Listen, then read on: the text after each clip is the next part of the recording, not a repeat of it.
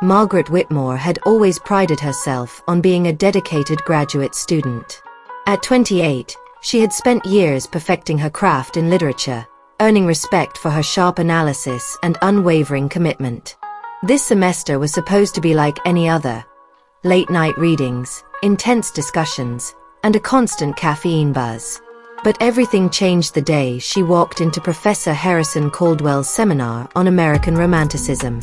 Harrison Caldwell was a well-respected professor in his early 40s, known for his captivating lectures and deep intellectual prowess. With his salt and pepper hair, sharp blue eyes, and commanding presence, he was the kind of professor who left an impression. Margaret had admired him from afar, but when their eyes met that first day of class, something in the air shifted. An unspoken connection, charged and dangerous. Margaret excelled in Caldwell's class, her essays earning his praise and her insights sparking intense discussions. Their intellectual chemistry was undeniable, but it was an accidental encounter in the university library that set the course of something neither of them could control. "You have a gift, Margaret," Caldwell said, his voice low, his gaze lingering a second too long. "I only learn from the best," she replied, her heart pounding. It was innocent at first. Private discussions about literature turned into long conversations over coffee. The boundaries blurred when Caldwell invited her to his office late one evening to discuss a fellowship opportunity. "I see something rare in you," he admitted, his voice thick with something deeper than admiration. Margaret felt it too. The pull, the forbidden thrill. But she also knew the risk. He was married. A devoted husband. A father. And yet, when his fingers brushed against hers as he handed her a book, she didn't pull away.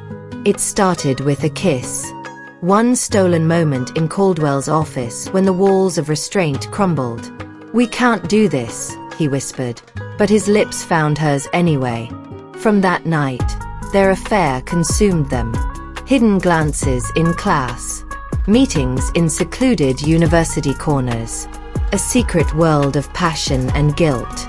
Margaret knew it couldn't last, but the way he looked at her made her believe in impossible things. But secrets have a way of unraveling. One evening, as Margaret waited for Caldwell in a quiet cafe, a woman approached her table. "You must be Margaret," she said. Margaret's breath caught. The woman was elegant, her eyes piercing, and painfully familiar. "I'm Evelyn Caldwell," she introduced herself, placing her wedding ring-clad hand on the table. "My husband speaks very highly of you." Margaret felt her world tilt. Had Evelyn known all along? Was this a confrontation or something worse? "You must be mistaken," Margaret tried, her voice barely above a whisper. Evelyn smiled, but it didn't reach her eyes. "I know everything. The question is, what are you willing to do about it?"